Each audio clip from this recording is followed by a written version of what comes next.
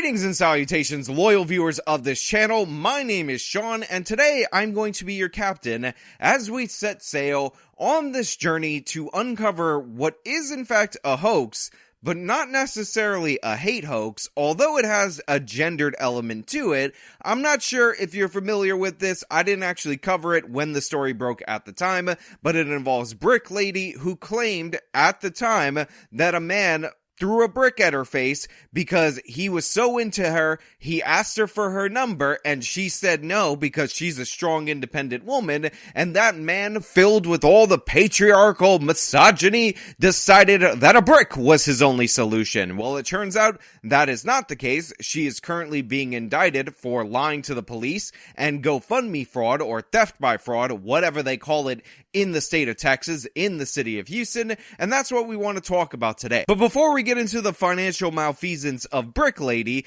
let's talk about your financial malfeasance and bricks of gold with today's sponsor. Gold has surpassed $2,100 an ounce, and recently former President Donald J. Trump warned that the U.S. losing its reserve currency status would be the greatest defeat in our 200-plus year history. Now we have conflicts breaking out in Israel, breaking out between Yemen and all over the Middle East, and all of this spells disaster for the economic outlook. On top of that, we also have an election year, and let's be honest, the incentives are to lower the interest rates. When you lower the interest rates, that incentivizes more borrowing, and guess what? There appears to be a correlation between the national debt and the price of gold. This is one of the reasons why I'm partnering with National Gold Group, because you can help secure your IRA, diversify by putting some of your money in precious metals, and right now, for those of you out there in my audience, they are offering a wonderful offer where you can get a fee waiver for IRAs for qualifying transfer. Now, if you're interested in diversifying your portfolio and protecting your investments from oncoming economic troubles, call them at 866-826-2603 and mention Actual Justice Warrior this channel so that you can get in on all the great deals for you guys out there in my audience. There is always a risk with any investment, and past performance is not necessarily a guarantee of future outcome.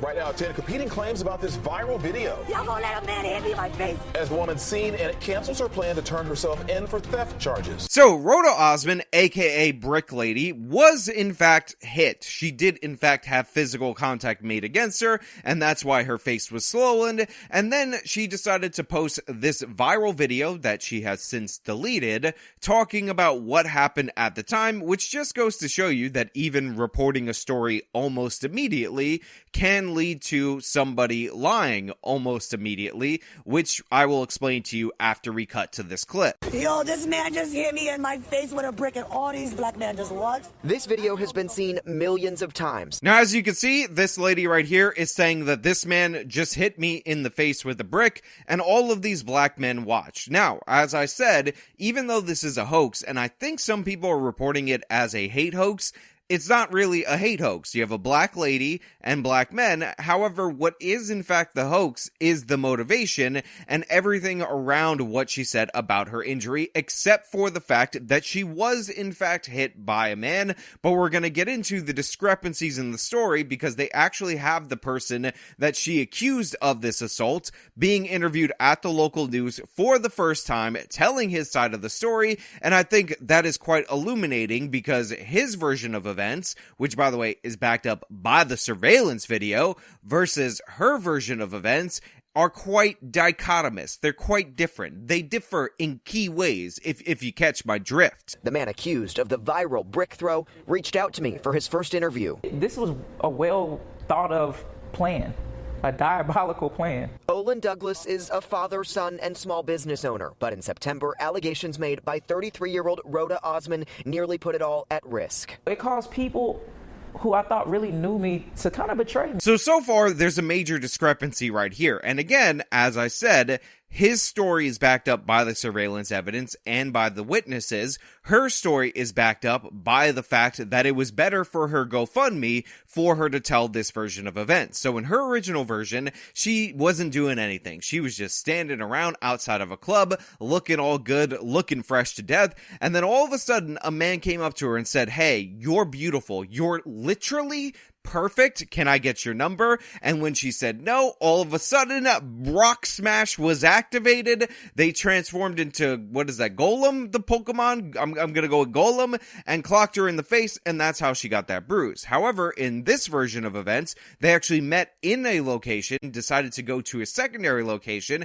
However, she was intoxicated, she was getting at him, getting all up in his face, eventually got violent, and he struck her back in response. Douglas says he met her at a club near the Galleria as she wore a mask that only revealed her eyes. He invited her to an after party. It's as if she was trying to get in some type of conflict. But says she was aggressive and very intoxicated. They ended up in a car with friends. She physically didn't start touching me until I asked her to leave.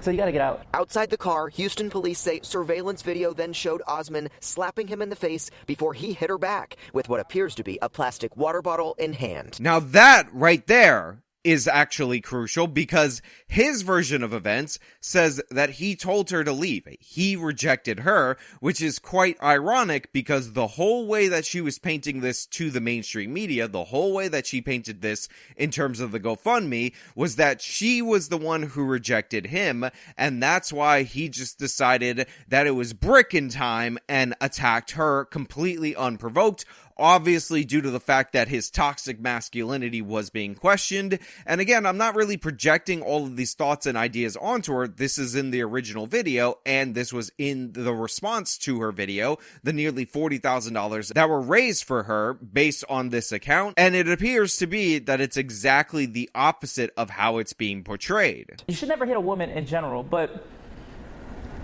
I didn't want to hit her, actually. It was like she hit me and I just reacted. Okay, so this obviously leads to a bunch of different questions. First and foremost, at the top of that list of questions is this guy even straight? Okay, in all seriousness, this begs an interesting question for me, and believe me, I am somebody who believes in self-defense, and I don't think women are licensed to go around just slapping people all willy-nilly, but did this go too far? And I'm not necessarily speaking to the result, where she slapped him across the face. He appears to be perfectly fine from that slap. I'm talking about the use of the water bottle in order to strike her back. Houston police say surveillance video then showed Osman slapping him in the face before he hit her back with what appears to be a plastic water bottle in hand. You should never hit a woman in general, but I didn't want to hit her, actually. It was like she hit me and I just reacted. Because that is technically an escalation with a weapon, and he did describe her as drunk, belligerent, and kind of out of it. So is it acceptable for a woman who hits you with an open-handed slap for you to respond by clocking her with a water bottle, which, however minor a weapon or force multiplier that actually is in fact a force multiplier in this particular scenario? And honestly, even though this woman is definitely the bad guy in this situation, I'm not about it. Now, I know people are already writing, well, women want equality, so this is equality.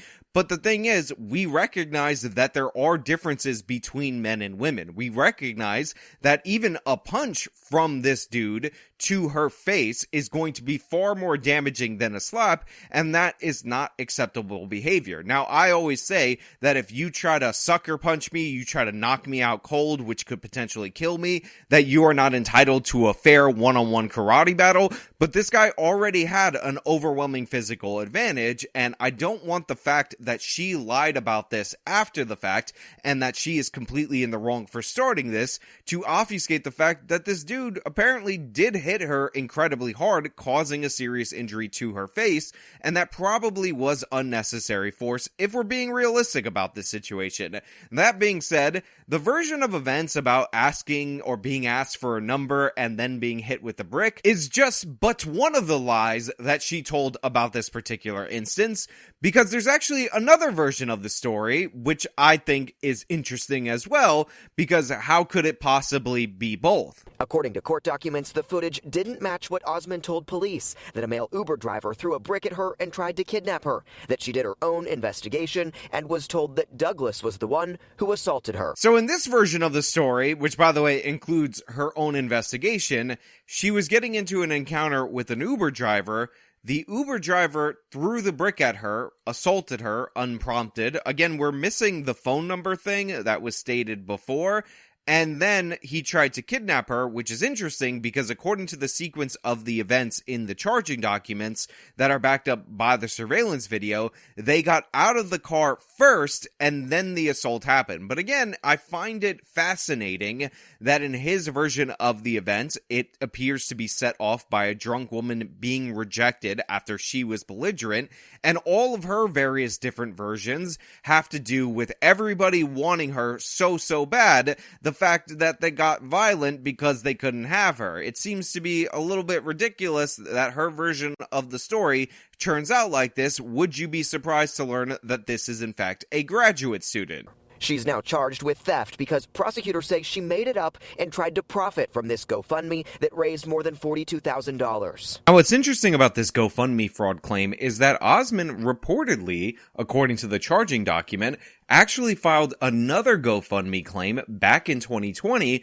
claiming that she was assaulted by a private security guard while she was living in Minneapolis. She claimed that she suffered a black eye, facial contusions, and injuries on her leg from that, and in that fundraiser, she requested $5,000 to pay for her medical bills, legal fees, and other costs. It is unclear to NBC at the time of this reporting whether or not she got that money, and that GoFundMe campaign has also been taken down. But interestingly enough, a friend who previously stayed with Osman while living in Minneapolis said Osman's claims were a lie, and they, quote, wanted no part of it, according to the charging documents. So we have a history of this person potentially committing GoFundMe fraud, which would lead me to ask the question if the reason she was wearing a mask, as stated by the guy that's being accused, or initially was accused, Douglas says he met her at a club near the Galleria as she wore a mask that only revealed her eyes, was because she already had this injury and she was trying to provoke this physical contact. It's been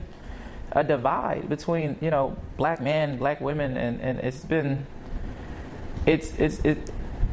it's really evil what she did. So this guy right here says it's evil what she did. She's creating a divide between black women and black men. And to be fair to him on this particular point, that is what she did in her video. She said that she was hit in the face and all of these black men just stood idle. They didn't care. She was clocked with a brick and they were all good with it happening. Now, again, I will point out that supposedly he hit her with the water bottle. She claimed that an Uber driver threw a brick at her, and all of these people saw presumably what actually happened, and that's why they didn't react all crazy. Police didn't have this surveillance video, this evidence that basically clears you. What kind of situation do you think you would be in? I would be that guy that hit a girl with a brick. I'm black.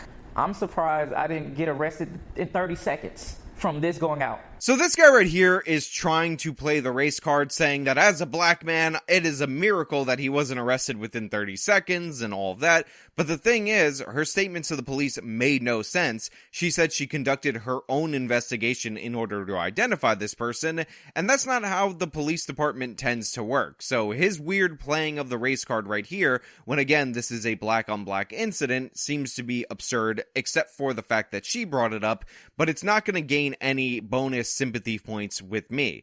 So honestly, it's putting me off of him in a little bit, especially considering that he did in fact use a bottle, which is again a minor force multiplier, against her in response to a slap, and I do think that that was inappropriate. Now, everything she did leading up to that and everything she did after that, also inappropriate and also criminal and also deserving of scorn, but I think it should be fair to judge everybody based on their actions in this scenario, and it appears his actions not very great.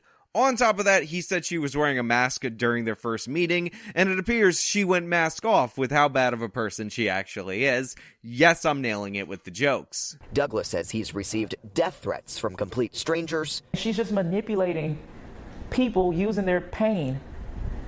And that should be the true crime here. Okay, seriously, is this guy even straight? I'm kidding. Here on the Actual Justice Warrior channel, let me make this clear. We support the LGBTQXXIIP Elemental J Elemental K community. We put the black and brown stripes above the gay pride flag. That's how we roll. He hopes people online will be more conscious. The internet is the internet.